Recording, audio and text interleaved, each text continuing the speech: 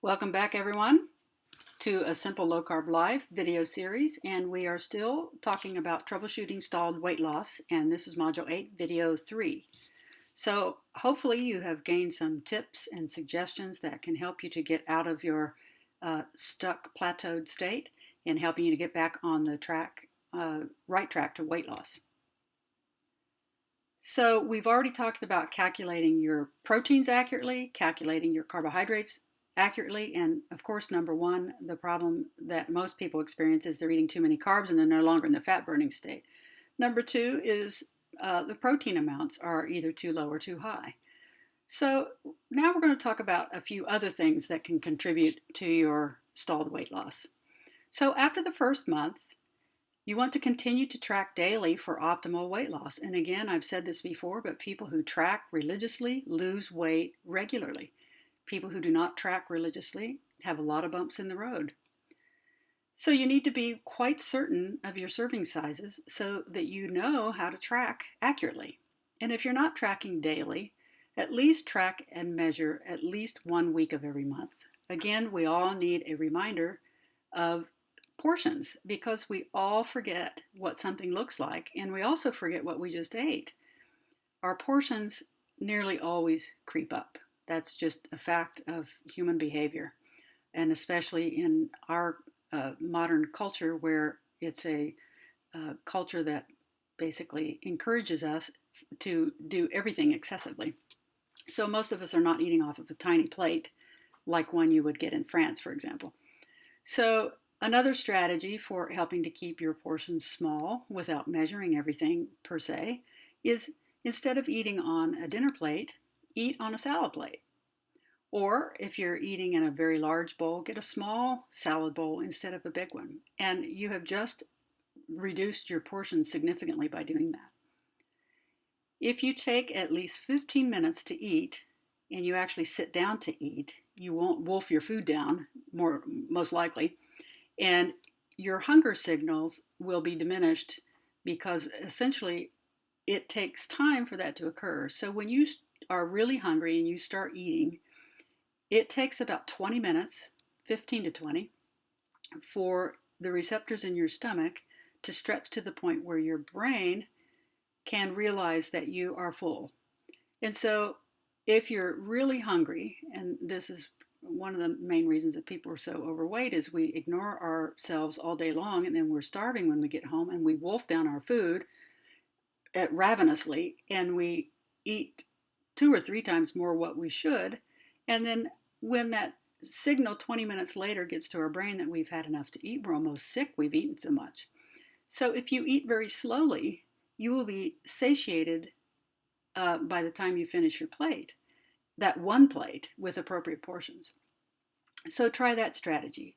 I still have trouble with that one myself because I've worked in a setting most of my adult life where things were rushed.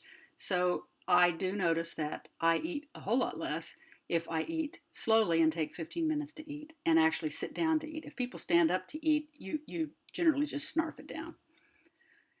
Another strategy is eat only until you're satisfied and not until you're full. And we've all grown up, most of us anyway, with the notion from our parents who have told us, and we hear it echoing in our ear as we're eating every meal, eat everything on your plate. Well, it's hard to undo the teachings of a parent, but essentially, you do not need to eat everything on your plate. You only need to eat until you're satisfied. Now, some other things that you can look at to see why your weight is stalled. Are you eating within the first hour of arising and at least every 4 hours? Now, there's a lot of controversy about this. We've heard of intermittent fasting and where people should only eat 1 hour of the day or only 8 hours a day or only 6 hours a day. And there's considerable controversy about that. And does eating this way make you metabolize your food much more efficiently and make you lose weight more efficiently? Directly, no. But what it does do is keep you from being hungry. It keeps your blood sugar stable throughout the day. You don't have the highs and the lows that you would have. Your body doesn't go into this fasting state if you have a conservative state and ramping down your metabolism like it does if you have long extended periods through the day of fasting. So, my opinion on this is if you at least eat within the first hour of arising to get some fuel going and eat small meal at least every 4 hours, then you will not be starving at the end of the day and overeat. Many people return to those prior bad habits of eating very little, many hours apart, and then you just are just incredibly starving by the evening meal. And then you start your engine running and get your metabolism going because you've been fasting all day, and then you overeat, and then you gain weight. So be sure to eat within the first hour of arising. And again, don't go longer than 4 hours without eating a protein-based meal or snack, and you will not be hungry in the evening and overeat. Think of small, frequent meals and fuel as you go.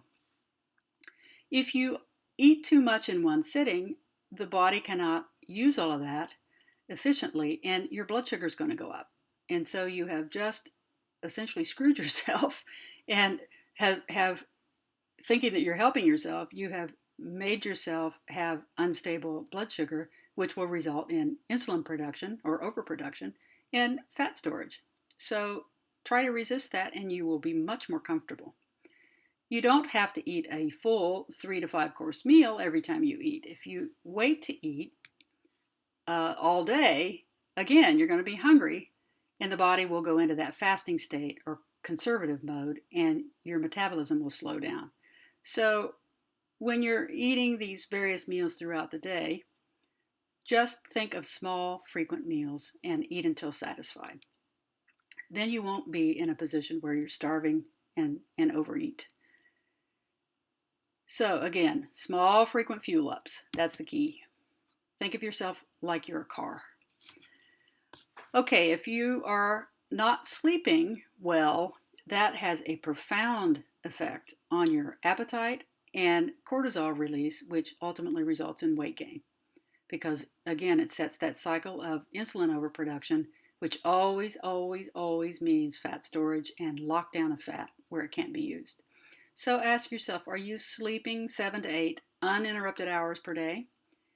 And then if you are, is your quality of sleep good?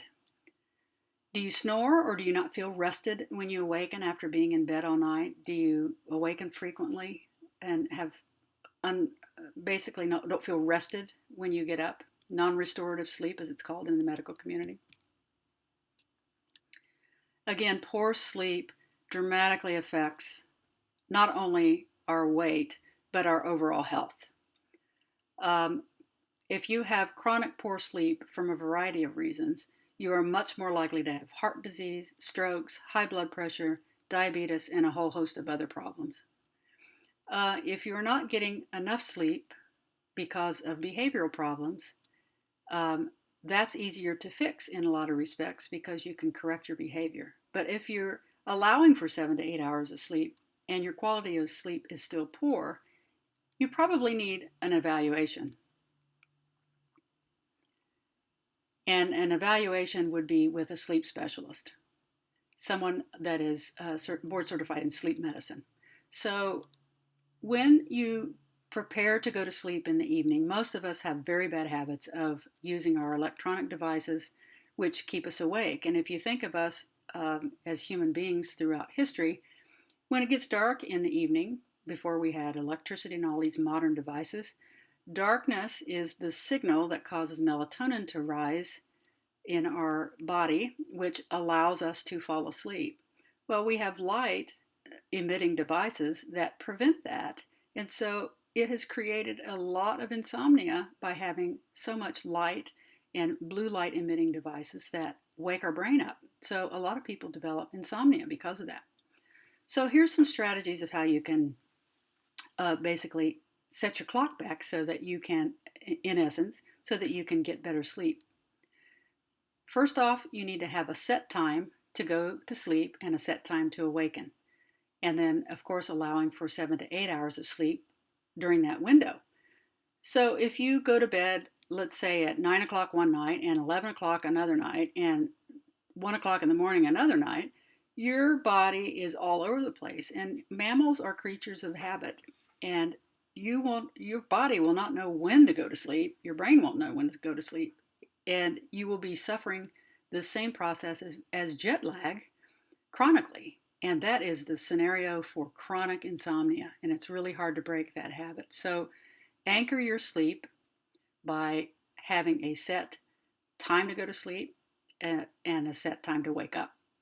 Even on the weekends, I wouldn't vary that by more than an hour. Or again, it's the same as if you flew from California to New York, you're going to be jet lagged. And it takes about a week to reset 1 hour of altered time. So it's a really difficult process if you sleep in 4 and 5 hours every weekend. It takes you the whole week or longer to basically get back in that rhythm. And then after you've anchored your sleep on either end, when you go to sleep and when you wake up, you won't even need an alarm clock. You will just wake up. And that's the thing to strive for. And that is the way that you can, first off, is what's suggested to help with insomnia. That's the first step. Again, if you snore, have trouble staying asleep, you need to see your doctor who can refer you to a sleep specialist. You may have sleep apnea, which is an obstruction of your tongue as it relaxes in the airway. And if you're overweight, you're much more likely to have this process because weight profoundly affects anyone's degree of sleep apnea and sometimes is the only cause of it. So this process has to be treated to avoid all sorts of serious health problems, including heart attacks, strokes, high blood pressure, diabetes, and on and on. And it is a fixable disease. So if your sleep is terrible and you keep awakening and you're allowing for sleep, but you never feel rested, please, please, please see your physician for a referral to a sleep specialist. You probably need to have not only an evaluation, but a sleep test to see how many obstructions, if any, that you have during your sleep, and that will determine your treatment. Another thing that I've spoken about a little bit already, but basically these blue light emitting devices that we all have and think that we can use right up to the moment that we are supposed to fall asleep, well, it dramatically stimulates your brain and prevents you from falling asleep. So it is suggested to turn off your TV, computer, don't look at email, don't play video games, watch movies, text, use your iPad, Kindle, Nook, any other device, phone apps, loud music, any emotionally charged phone calls for that matter, or conversations that are emotionally charged within 3 or 4 hours, if you can do it, of your bedtime. That will improve your chances of not only of falling asleep, but a good night's sleep. We really have to get in the habit of thinking of a spa-like environment in your home within 3 to 4 hours of going to bed. If you feel that you must watch a television program or a movie, which of those things that are listed above, the least stimulating would be that of all those activities, then keep the lights dim in your home and keep the lights dim in your room. And I would have the television, or if you're watching something on a screen, don't have it near your eyes and have it across the room and dim the light as much as possible so that our body will produce its own melatonin because of the dim light, and it'll allow you to fall asleep.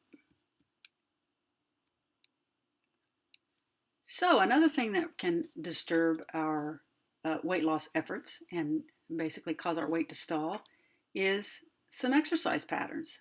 So how much are you exercising and when? And are you exercising on an empty stomach? So let's discuss those. If you're performing vigorous exercises, although you might be burning fat because you're in the fat burning state, you usually are, if you're doing really vigorous exercise, you're usually not getting all of your fuel from fat because the body isn't efficient enough to supply every bit of your energy from fat because it's a slower process. So some of your needs will come from glucose. So if you exercise on an empty stomach, you do not have protein on board that can turn into glucose, or you don't have any carbohydrates on board, even a few can help right before exercise. So if you don't have that on board, guess what happens? The body will then create that little bit of glucose that it needs from your muscles. Again, that process called gluconeogenesis. So if you're not ingesting some protein before you exercise, where glucose could be generated from that protein you're ingesting, the body will do it from your muscles.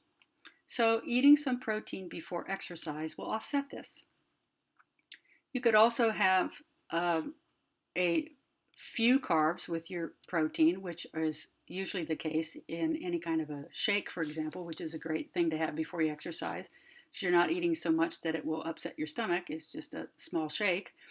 That will often offset the need to create glucose from your body. So a good quality protein shake is the ideal thing to use. And J-Rob brand, which is one of my favorites, it's a great profile because it has extremely low carbs, 1 carb per scoop, and 1 scoop is 25 grams of protein.